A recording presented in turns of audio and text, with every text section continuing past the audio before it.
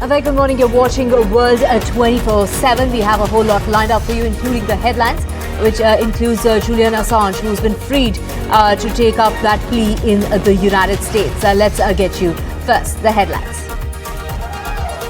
Julian Assange freed in the US plea deal. Wikileaks founder Julian Assange to plead guilty in the deal with the United States. He's agreed to plead guilty in exchange for release. Israel Prime Minister says the intense phase of the Gaza war is nearing its end, and Netanyahu turns his attention to Hezbollah's threat.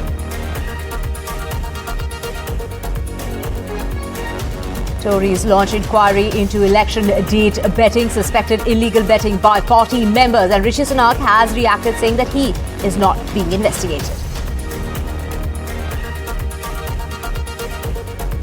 And the work begins to connect India to the Middle East. We're talking about that corridor between India and the Middle East, and India has set a deadline of 100 days to complete the first leg of the project.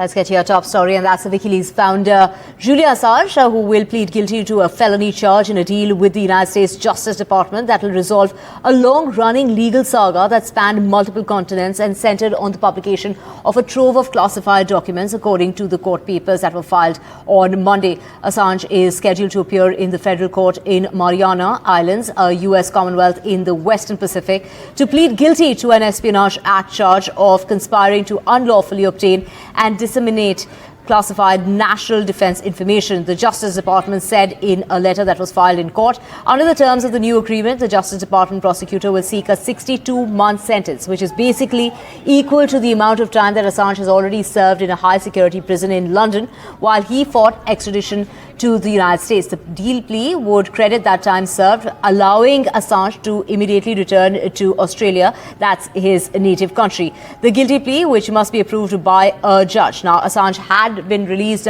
from the UK as of yesterday. He's expected to return to Australia after his plea and sentencing, which is scheduled for Wednesday morning. The hearing is taking place there because of Assange's opposition to travelling to the continent of the United States and the court's proximity to his native place, that is Australia. In other news, Israeli Prime Minister Benjamin Netanyahu has said that the current phase of fighting against Hamas in Gaza is winding down, setting the stage for Israel to send more troops to its northern border to confront the Lebanese militant group Hezbollah. The comments threaten to further heighten the tension between Israel and Hezbollah at a time when they appear to be moving closer to war. Netanyahu also signaled that there is no end in sight for the grinding war in Gaza. The Israeli leader said in a lengthy TV interview that while the army is close to completing its current ground offensive in the southern Gaza city of Rafah, that would not mean that the war against Hamas is over. But he said fewer troops would be needed in Gaza, freeing up forces to battle Hezbollah. The Iranian-backed Hezbollah began striking Israel almost immediately after Hamas's attack. This was the cross-border attack that triggered the Gaza war on the 7th of October last year. Israel and Hezbollah have been exchanging fire nearly every day since then, but the fighting has escalated in recent weeks, raising fears of a full-blown war. Hezbollah is much stronger than Hamas, and opening a new front would raise the risk of a larger regional-wide war involving other Iranian proxies and perhaps Iran itself that could cause heavy damage and mass casualties on both sides of the border. Hezbollah said that it will continue battling as far as Israel under a ceasefire is reached in Gaza.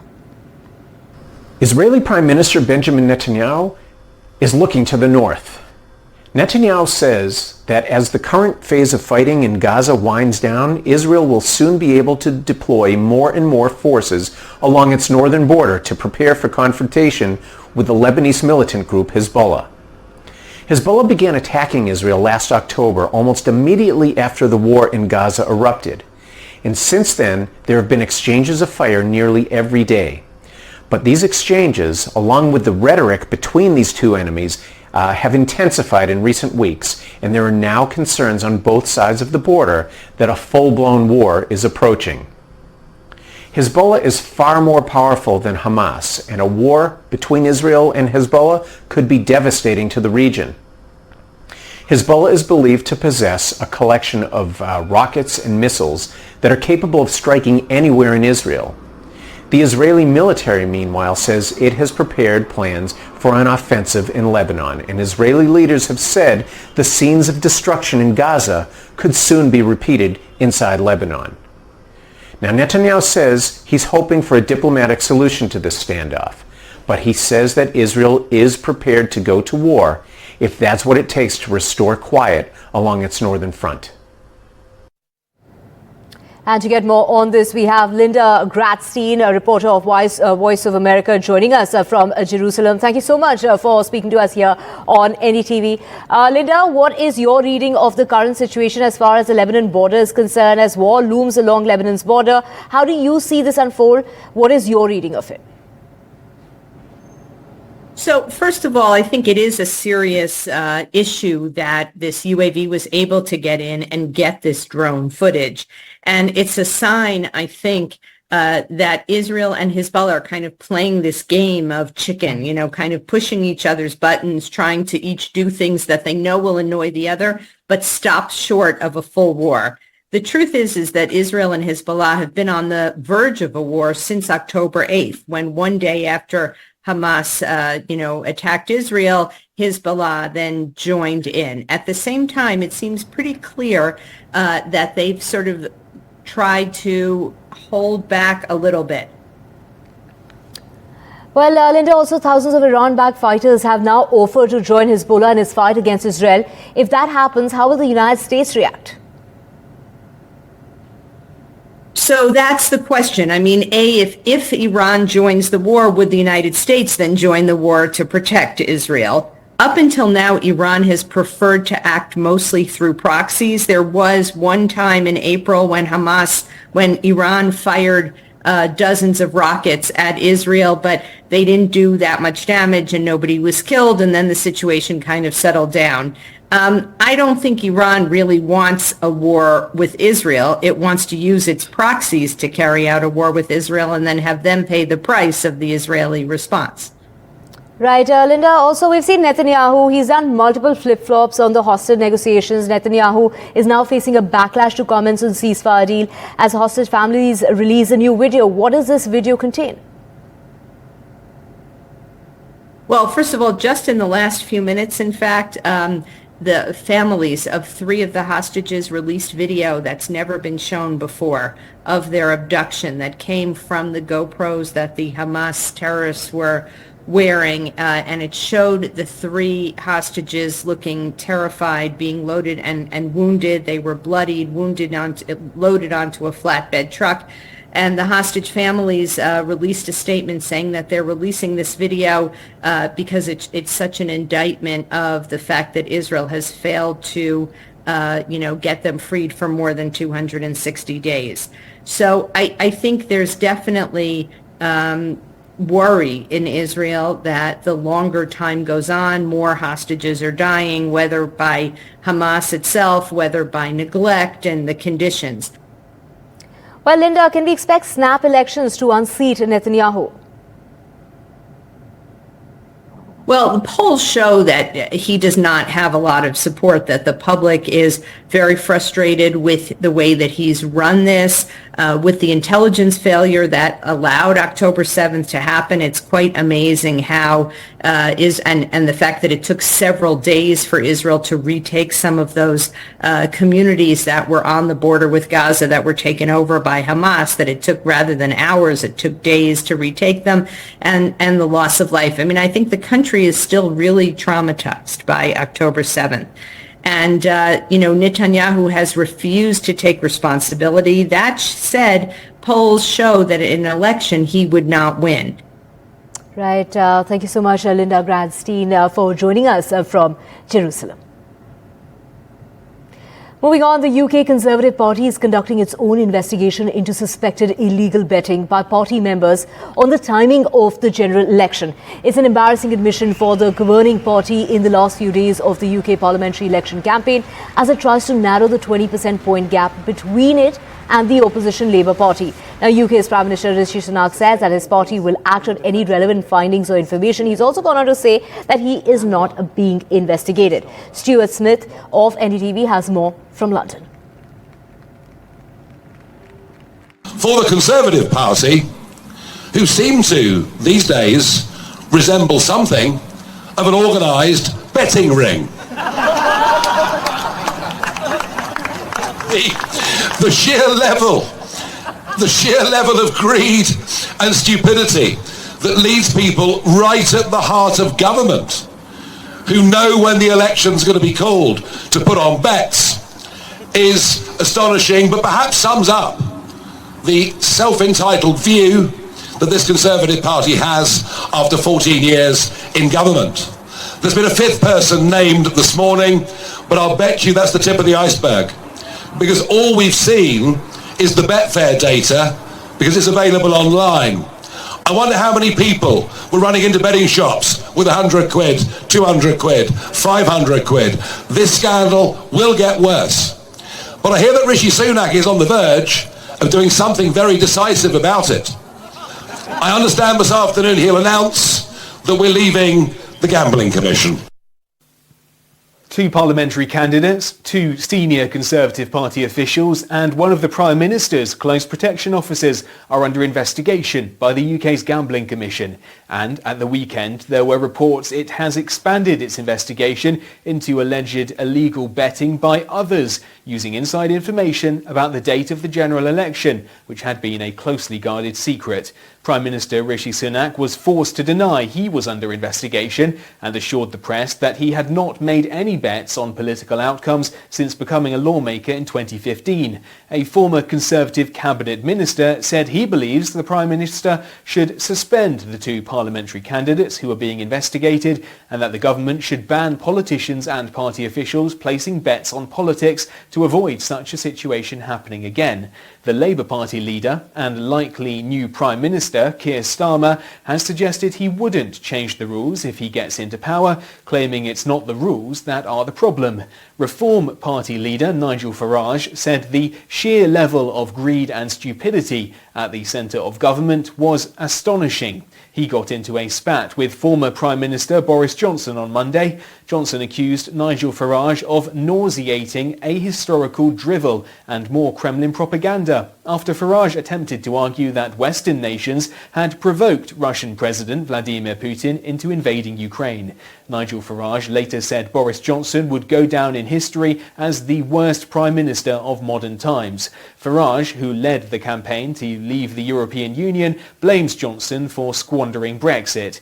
Although Johnson's not actively campaigning on the streets, he has been drafted in by the Conservative Party to record promotional videos for parliamentary candidates in the hope his relative popularity with voters can sway the tide, which remains firmly against the governing party with just over a week until the election. Stuart Smith, NDTV, London. Thank you so much, Stuart, for getting us all those details. In other news, from Mecca to the United States to Mexico, temperatures are off the charts. According to a new study, extreme heat across parts of Central America and the southern United States in May and early June has 35 times more likely a chance because it was a human-caused global warming. The unusually early heat wave in the United States has shattered temperatures as far as records are concerned across the Northeast, the Mid-Atlantic states and the Midwest as well. My colleague Vishal has the details.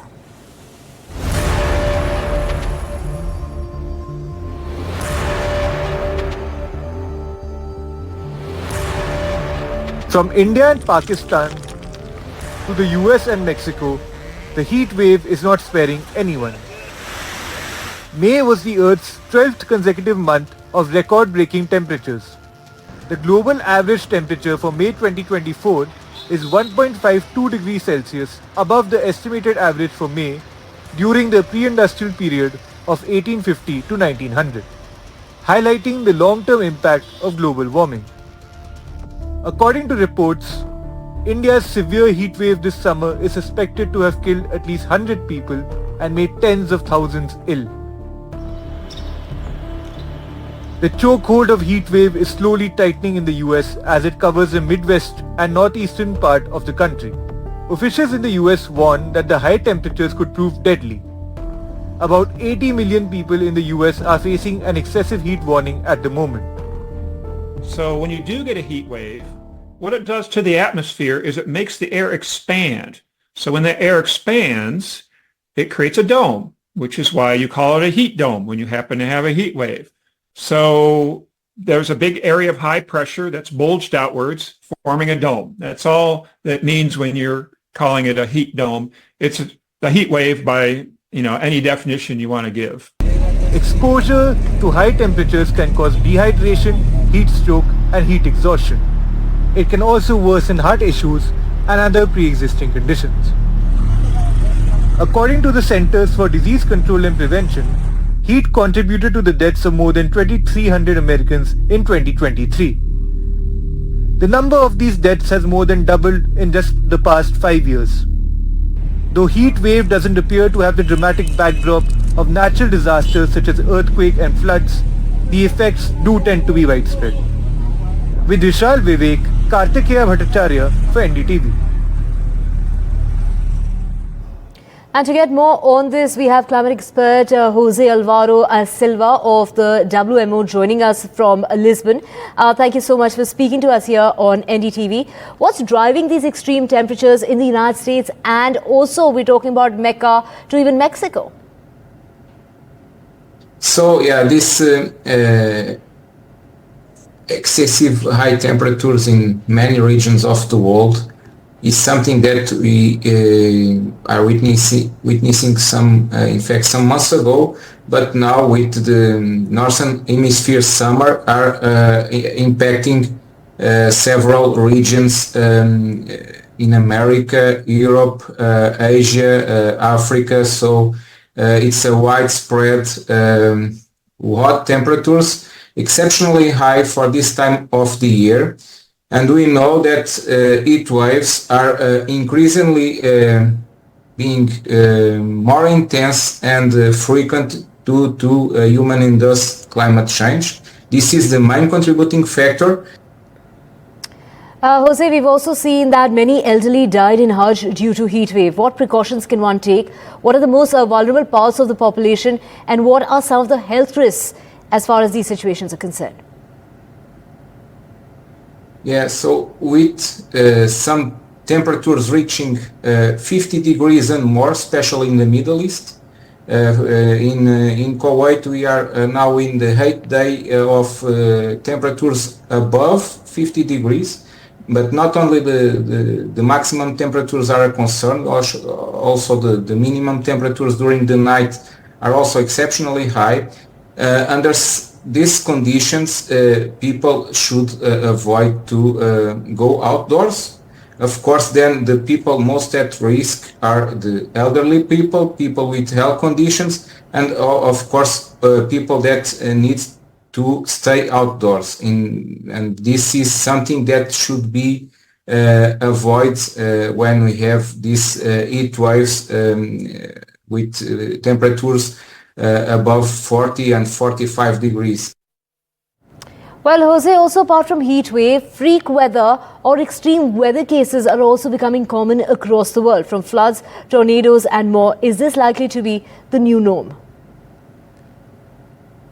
Yeah, so in fact, it's not only the extreme heat and the heat waves that are more likely with climate change. Climate change also leads to increasing frequency and intensity of other weather and climate extremes, such as heavy rainfall. A warmer atmosphere is capable of holding more moisture content. And when there are the conditions to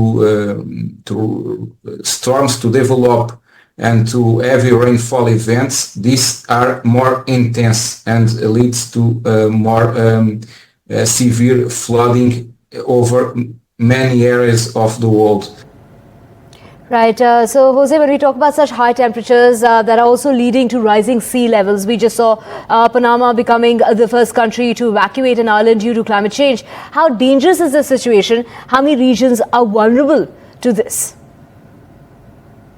The increasing temperature and global warming is just perhaps the most visible face of climate change. But climate change is not only about temperature.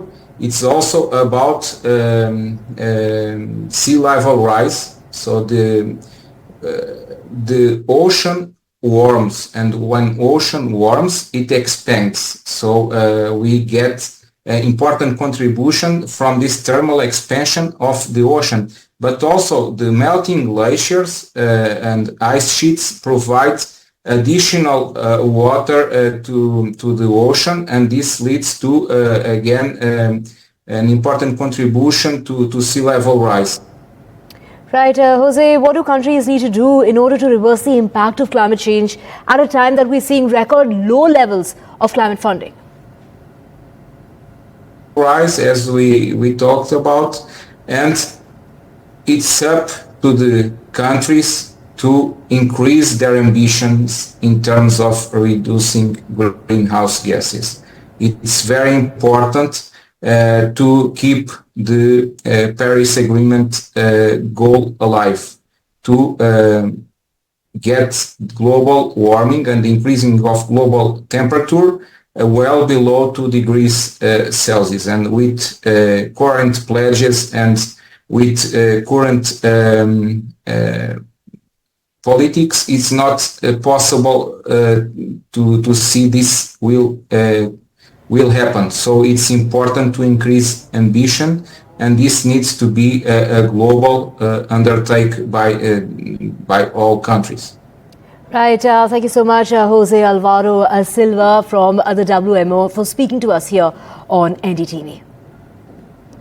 In other news, 9 months after the India-Middle East-Europe Economic Corridor project that was announced, now the link to India and the Europe through the Arabian Peninsula via sea and rail links work has begun to operationalize the first leg of the corridor between the UAE and India. Now, this is a corridor that will also be extended further, not just till the UAE, but also to Italy, France, Germany and the European Union, that had come together last September in New Delhi during the G20 summit to launch the India-Middle East-Europe Economic Corridor. The corridor involves transit by ship between India, the UAE and Saudi Arabia, followed by a rail link to Jordan, from where the shipment will move by sea again to Turkey and further by rail to Europe. The issue also came up for discussion during the recently concluded visit of the External Affairs Minister. He was in the United Arab Emirates over the weekend. To get more on this, we have my colleague Ghazali joining us. Ghazali, the Israel-Hamas war had halted the India-Middle East Europe Economic Corridor, but this is 9 months after its announcement. The work has finally begun. Yeah, first once it was conceptualized in September during the G20 summit, then most of the experts or those who know the India-Gulf relations also said that perhaps this IMEC corridor, as it's called, India-Middle East-Europe corridor, will have its own challenges. It has its own operational challenges, but besides the operational challenges, the biggest challenge was the October 7 attack.